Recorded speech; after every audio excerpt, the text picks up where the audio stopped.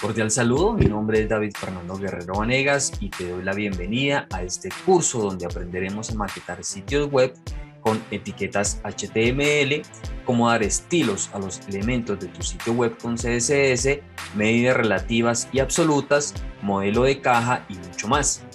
Aprenderás lo básico para empezar en el desarrollo web. No necesitas conocimientos previos, pues empezaremos desde cero con una serie de ejemplos prácticos y al término del curso desarrollaremos un proyecto real en el cual aplicaremos todo lo aprendido. Primero comenzaremos con módulos introductorios donde aprenderás todo lo necesario en cuanto a teoría antes de empezar a codificar. Una vez terminados los módulos introductorios, comenzaremos a escribir nuestro código con el lenguaje de etiquetas y maquetación HTML5 y finalizaremos con HTML Graph. Finalmente pasaremos a CSS3, entendiendo la importancia de nuestros estilos en nuestros sitios web, así como el flujo y el posicionamiento de las cajas, además del diseño web adaptativo o responsivo.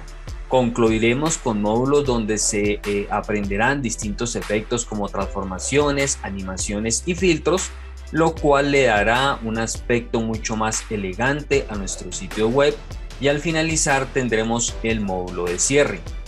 No se preocupen si no tienen conocimiento sobre el desarrollo web, aprenderá todo lo necesario desde cero y de la forma más sencilla, además pondremos en práctica todo lo aprendido.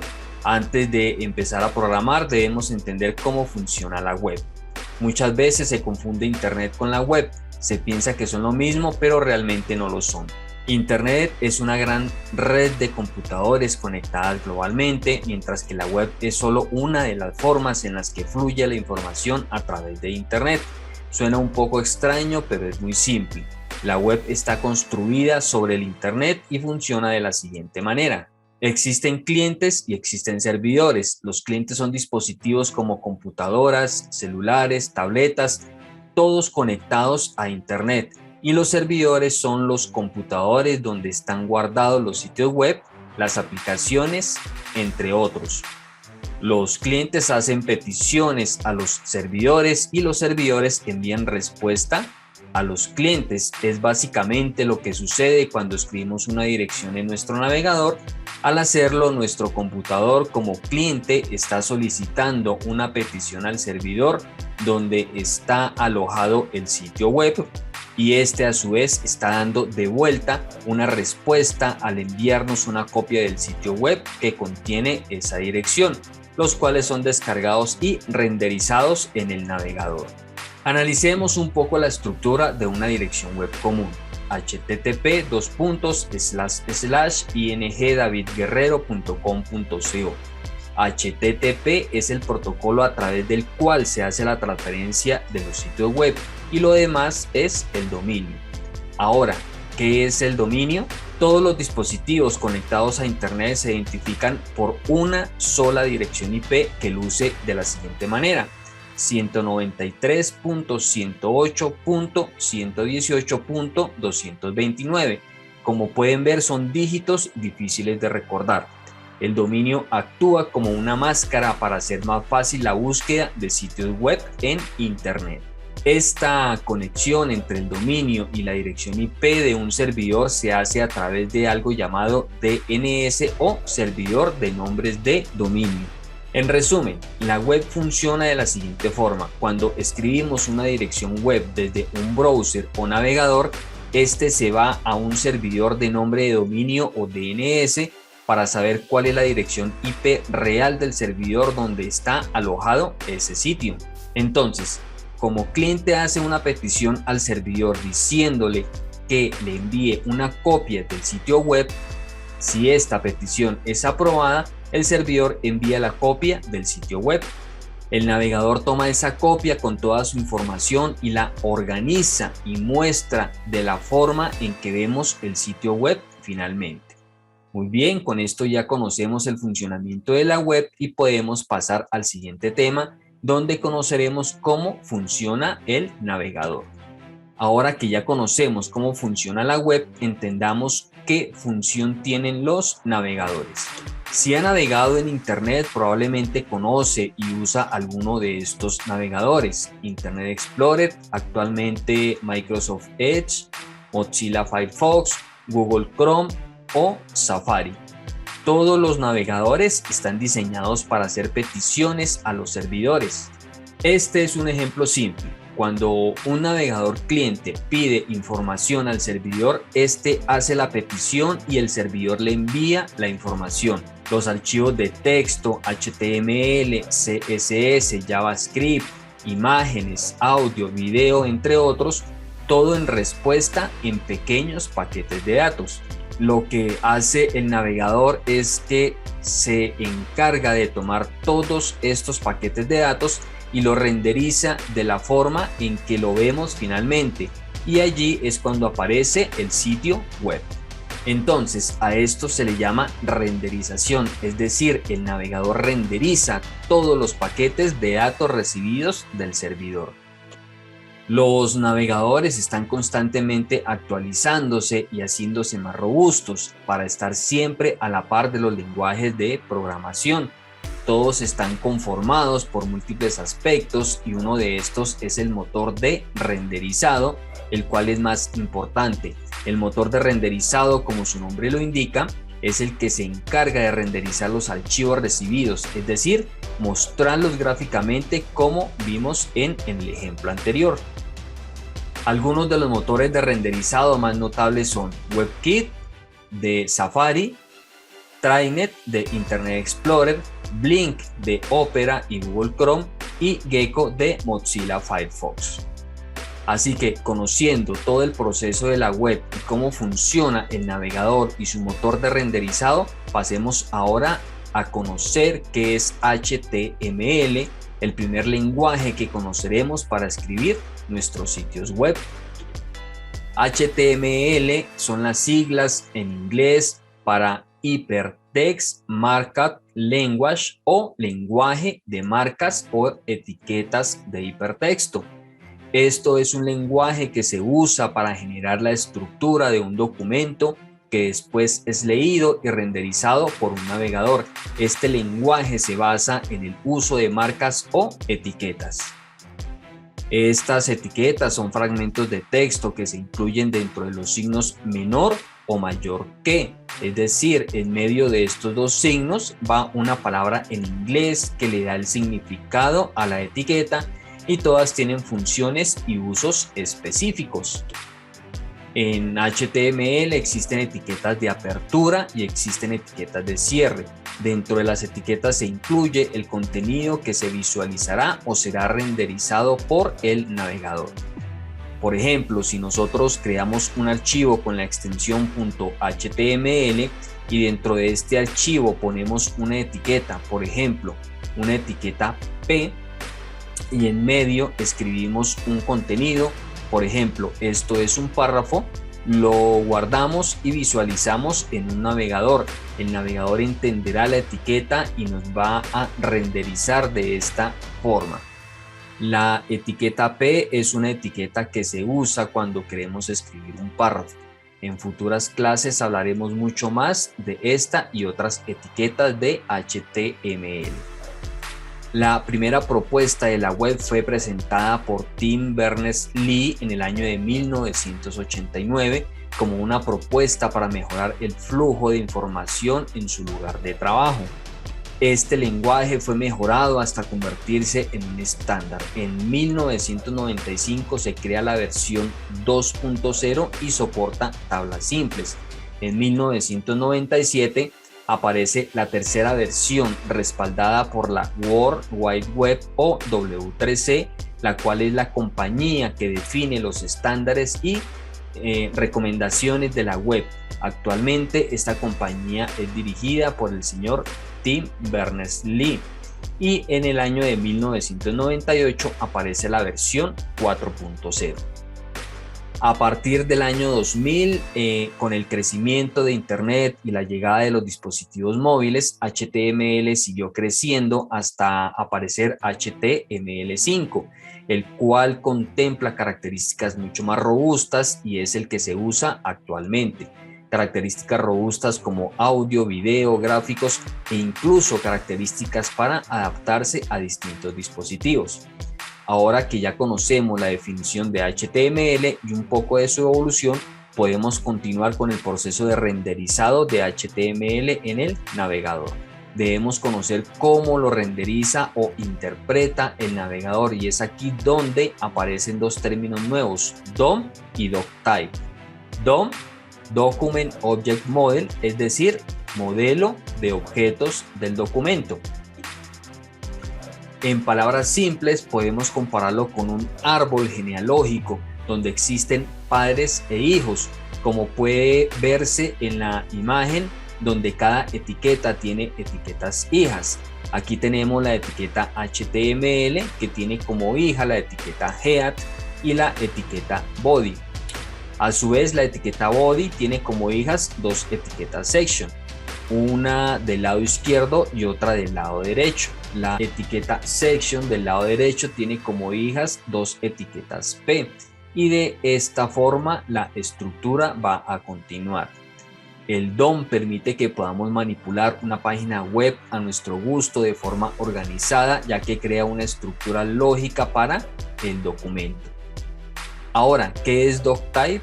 Es una directiva que le indica al navegador, a su motor de renderizado, qué versión de HTML estamos escribiendo. De esta forma, el navegador sabrá cómo debe interpretar y mostrar los elementos del documento. La directiva DocType debe estar siempre al inicio de un documento HTML, y su forma de escribirla dependerá de la versión de HTML que usemos. Por ejemplo, estas son las directivas DocType que se deben escribir si quisiéramos escribir código HTML 2.0, HTML 3.2 o para HTML 4.01. Como pueden darse cuenta, es una estructura bastante compleja, es decir, que no es tan fácil de aprenderse, por lo cual yo les recomiendo que no las memoricen, simplemente pueden buscarlas siempre en la página de la W3C, y estas estructuras siempre están disponibles en internet en caso de que quisieran escribir en HTML inferior a la versión 5. Y esta es la estructura DocType para HTML5. Como pueden darse cuenta, es mucho más simple. Y volviendo a cómo renderiza el documento el navegador lee primero la directiva DocType. Una vez que ya sabe qué versión de HTML está utilizando, entonces pasa a organizar las etiquetas en el árbol DOM según cómo están escritas para renderizarlas y mostrarlas. Y esto es lo que finalmente vemos como una página o sitio web. Para comenzar a codificar, debemos conocer ciertos consejos sobre cómo organizar nuestros archivos y carpetas. Comencemos con nuestro archivo base. Lo ideal es que este archivo tenga el siguiente nombre. Primero vamos a crear una carpeta donde almacenaremos todos los archivos de nuestro sitio web. Por ejemplo, mi sitio web. Y vamos a crear el archivo base. Este archivo tiene que ser un documento de texto con la extensión .html y el nombre ideal es index.html.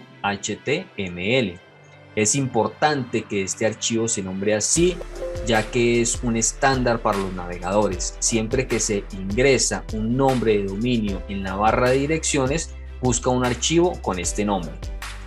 Este es un ejemplo de lo que pasa al usar o no este nombre para el archivo principal. Al escribir la dirección web en el navegador va a buscar el archivo index.html y al encontrarlo renderiza el documento y nos muestra el sitio web. Por el contrario, si el archivo se nombra diferente, por ejemplo, página principal.html, al colocar el dominio, el navegador no sabe qué archivo renderizar, por lo que no va a mostrar el sitio porque no encuentra el archivo index.html. Para que el navegador muestre el sitio, en este caso tendría que escribirse la dirección web e incluir el nombre del archivo de esta forma: misitioweb.com/página principal.html. De esta forma, el navegador sabe cuál es el archivo que va a buscar, lo encuentra y lo renderiza y nos muestra el sitio web. Otro detalle a tener en cuenta en la organización de los archivos y los nombres: lo ideal es darle un nombre a nuestros archivos que tengan relación con su contenido o tipo de archivo. Por ejemplo, si tenemos un archivo .pdf como este de aquí con este nombre tan extraño, lo ideal es colocarle un nombre que permita reconocerlo fácilmente. Por ejemplo, si este es una presentación, podemos nombrarlo como presentación.pdf. Lo mismo sucede para los tipos de archivos como imágenes, audios, videos, entre otros.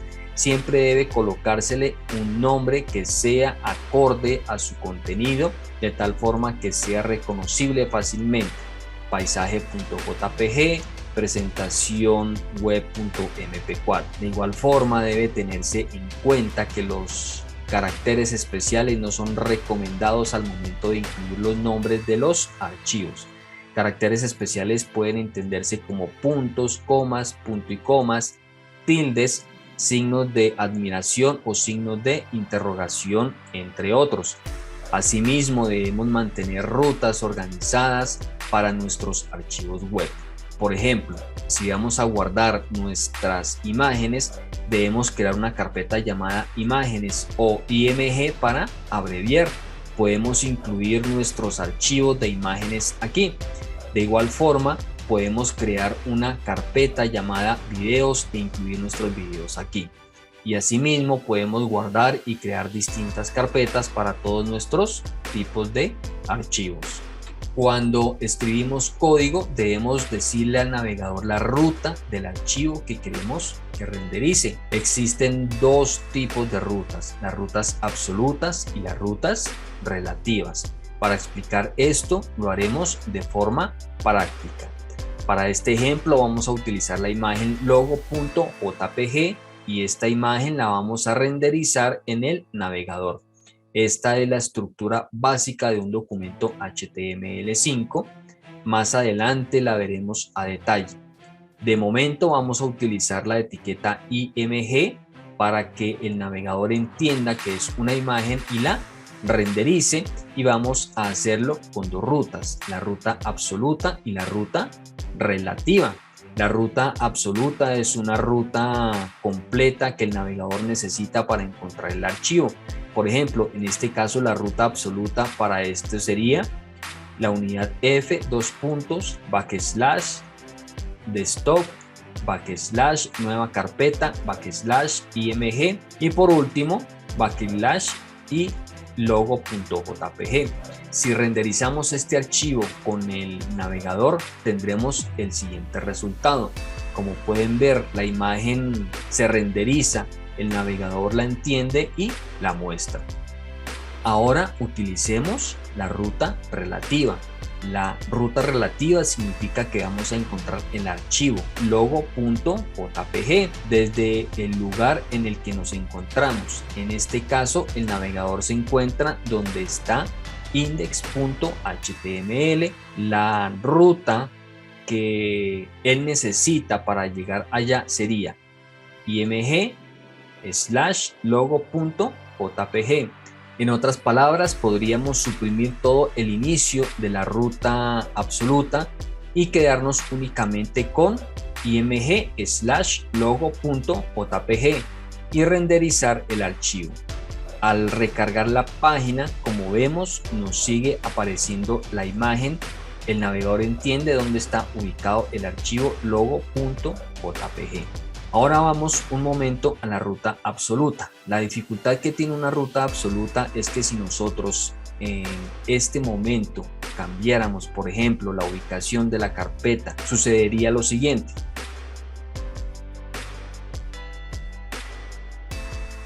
En este momento la ruta cambió. La ruta absoluta, es decir, que si verificamos ya no es la misma que inicialmente, ya que se incluye ahora otra carpeta antes de la carpeta img.